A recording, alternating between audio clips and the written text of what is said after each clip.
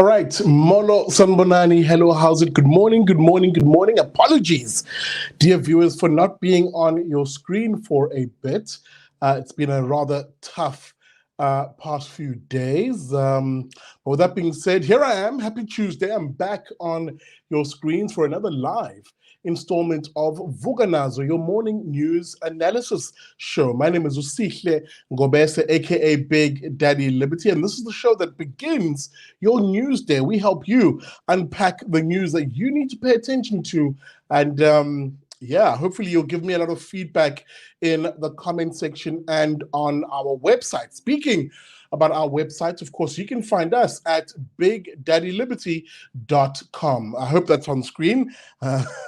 Trying some new stuff here, folks. You know how I always say, we build it as we fly it here on the show. As I said, you can find us at our website at bigdaddyliberty.com. There, of course, you can also pledge some support. Guys, please consider becoming a slowly growing number of folks who are putting aside 100 Rand a month towards the show. Now, if you go to my website, you'll find various payment methods there. And yeah, become part of that BDL family who are supporting the show. With that being said, remember, of course, to hit that like button if you're watching on this simulcast on Facebook, YouTube, or Twitter this morning. Yeah, I know we're on Twitter this morning. And a big reminder, if you are watching on YouTube, make sure you please subscribe to the channel. Make sure that you hit the bell notification too, so that you're notified every time we are on your screens. Now, speaking about us beginning your news day, you can also have solid analysis every day, or rather from Mondays to Thursdays at 1:30 p.m. live from our friends over at the Daily Friend. That's the dailyfriend.co.za. Now, with that jibber jabber out of the way, and I'm pretty happy with the slick graphics on the screen. How about we get straight into the news?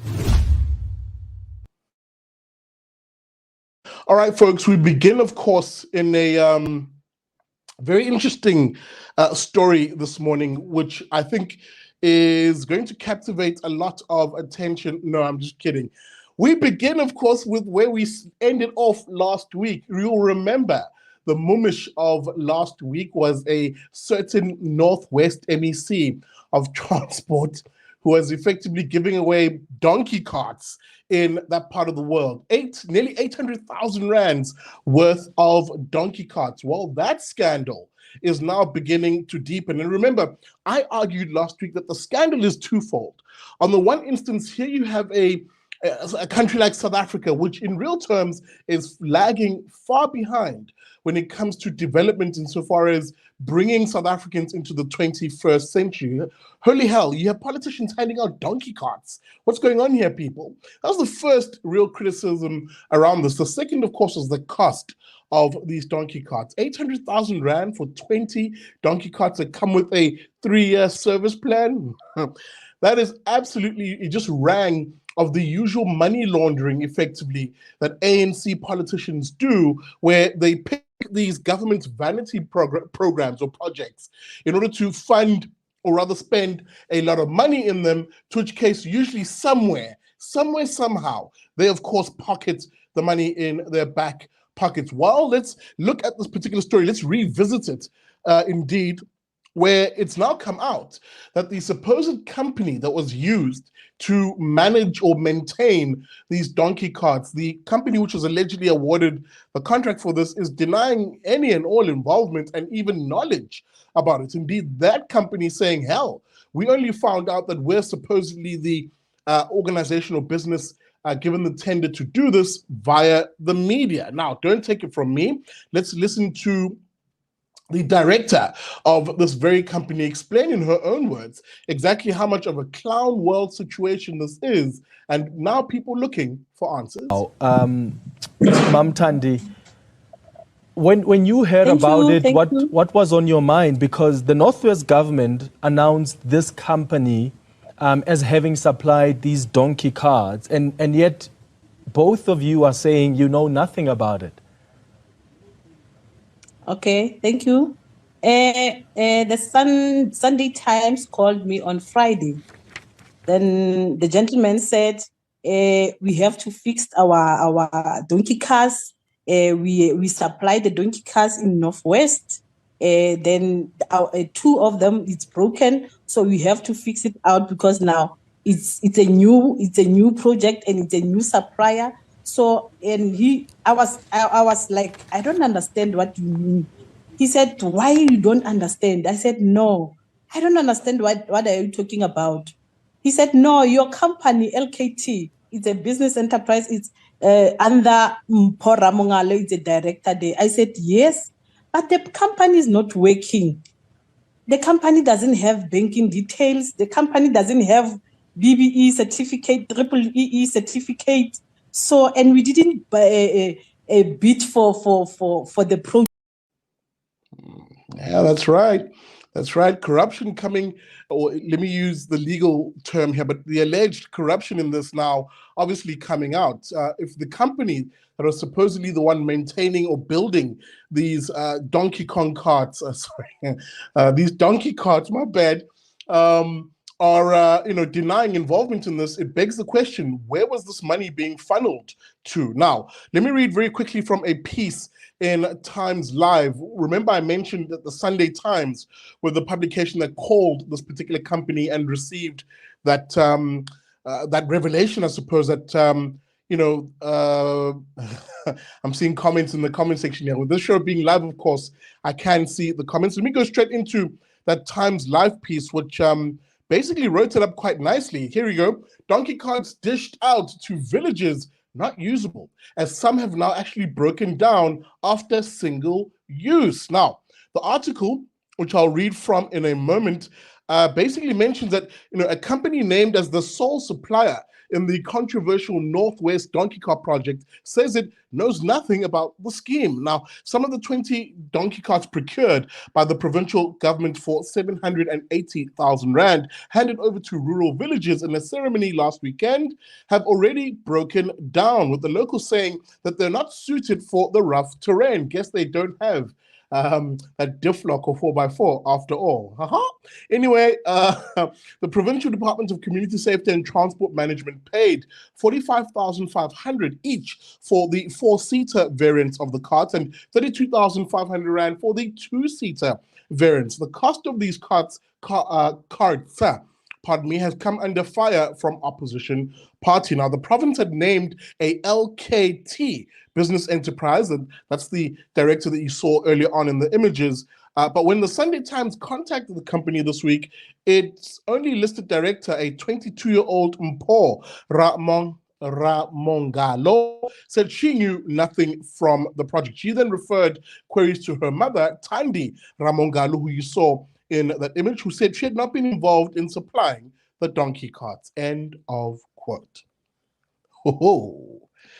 Yeah, peeps, this one is obviously going to blow up even further. But with that being said, is any of us surprised? Yeah, this is the usual stock standard ANC politician gameplay, where they find these nonsense vanity projects in order to effectively funnel money into them. And you can bet your bottom dollar there is a comrade or a cader who literally pocketed some of that change. We'll keep an eye on this one because it clearly will blow up.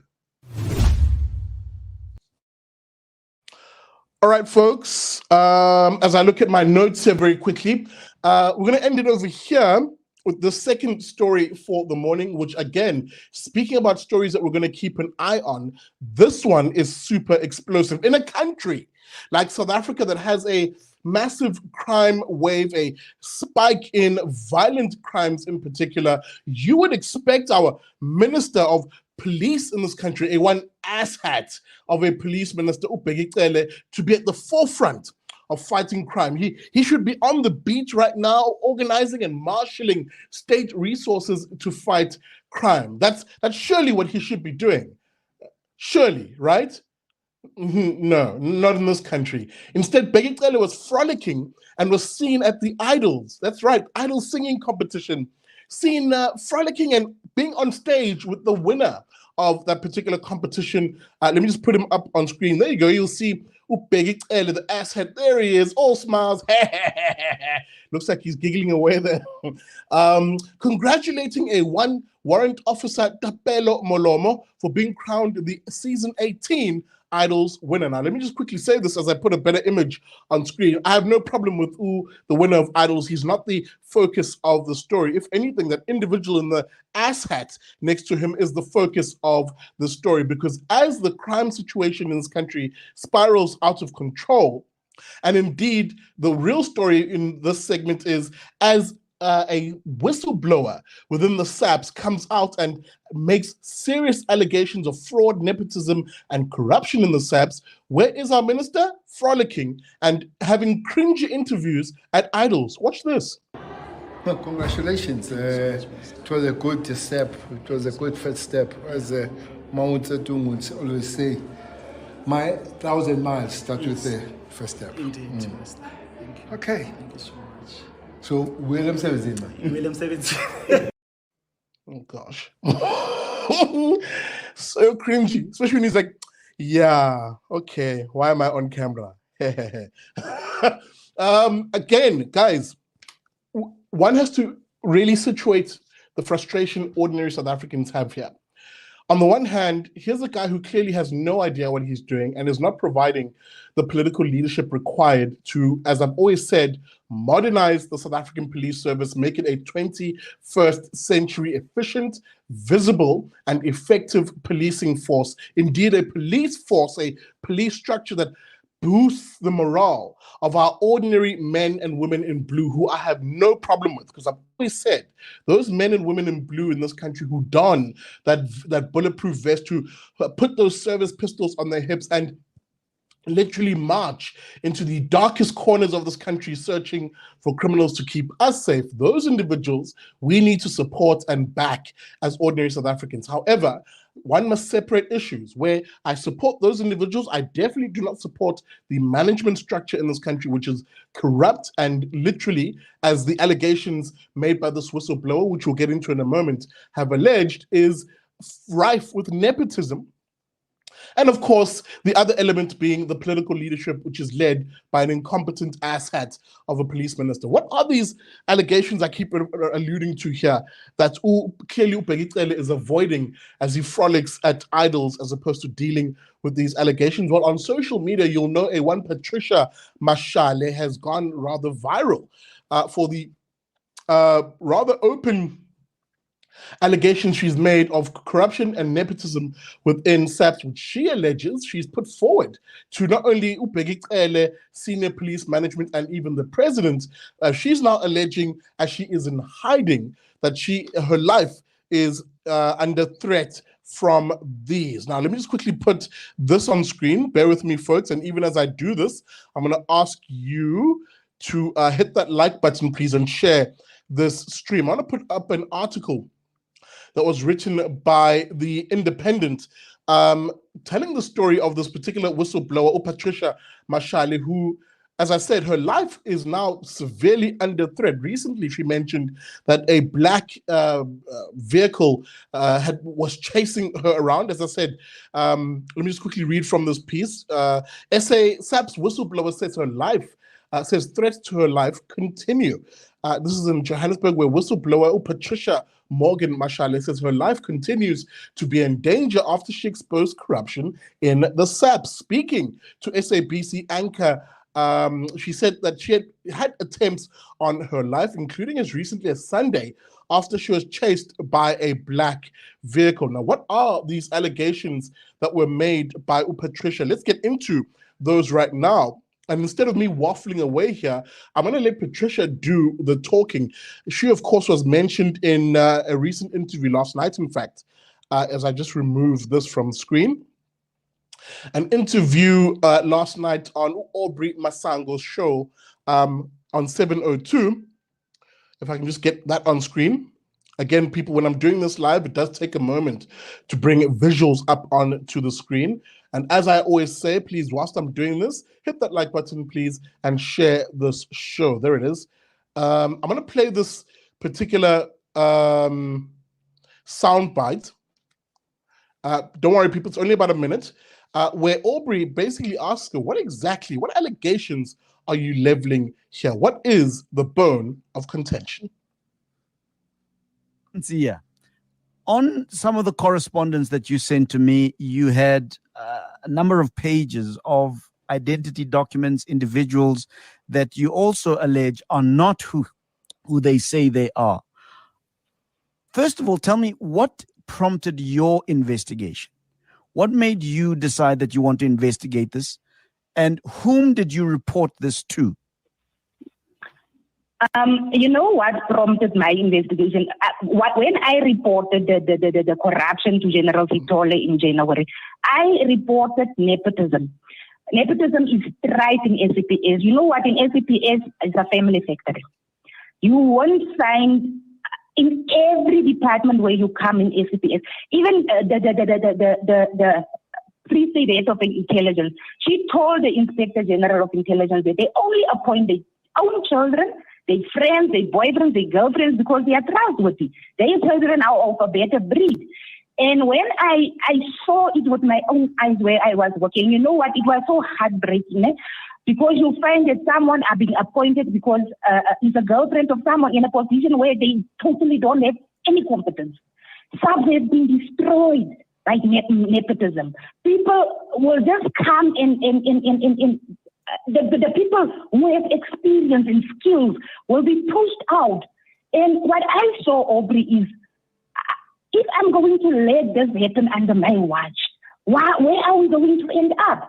Because I cannot complain tomorrow and say that we are sitting with a dysfunctional South African police service while I fold my arms and I just watched.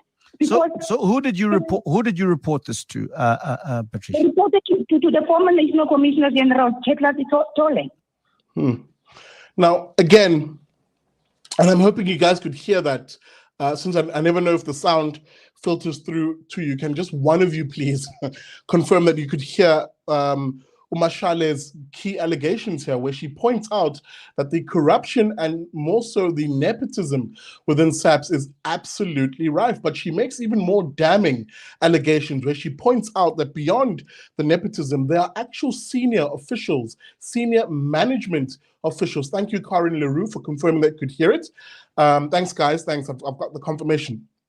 As I said, Patricia Mashale makes the allegations that, not only is there corruption, of course, within the management of SAPS, but also nepotism, and worse yet, as she alleges, actual identity theft, imposters who are even in some cases illegal immigrants who are given senior positions within SAPS. That is a serious indictment and indeed a massive state security risk. Effectively, as I mentioned, 3 allegations: the identity theft or false names being used by individuals who are foreign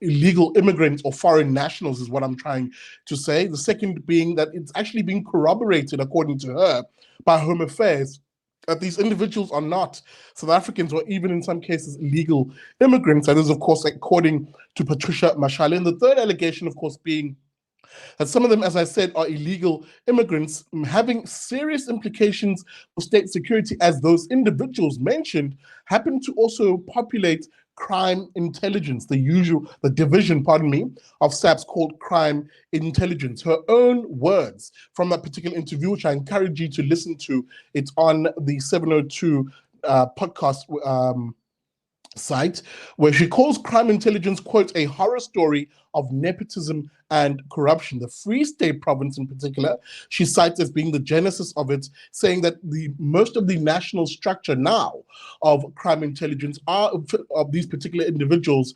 from the Free State. Now, this is important because if you read the South African Police Service's requirements for becoming an official within SAPS, it says quite clearly you have to have been, or have to be rather, a South African born, naturally born South African to become a SAPS official.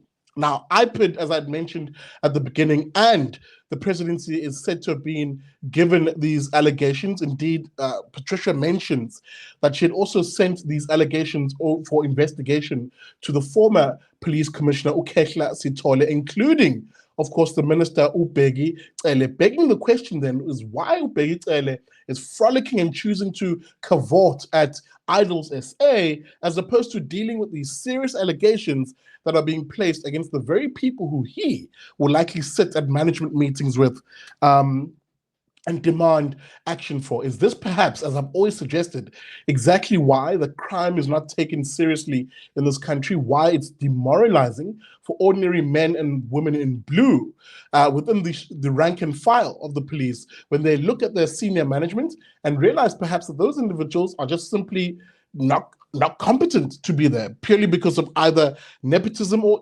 actually the same management, the people who lead them are purely corrupt. I am going to keep an eye on this story because, as I can tell you now, aside from that interview with Aubrey Mashale and that independent piece, very little by way of corporate media is covering these allegations. Who knows? Maybe this particular whistleblower is nuttier than squirrel shit and that all of this is nonsense, or maybe her allegations actually are serious and must be looked into.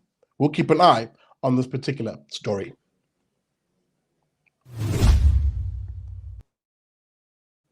All right, folks, with that being said, let me wrap it up over here. Thank you so much for watching. Apologies for this being slightly longer. It isn't as polished as it usually is when it is live. And yes, this was live. So please make sure you drop a comment in the comment section. I will read them. And if you're feeling charitable, hey, man, hit that super chat button and throw a few shekels my way. We'll definitely appreciate that.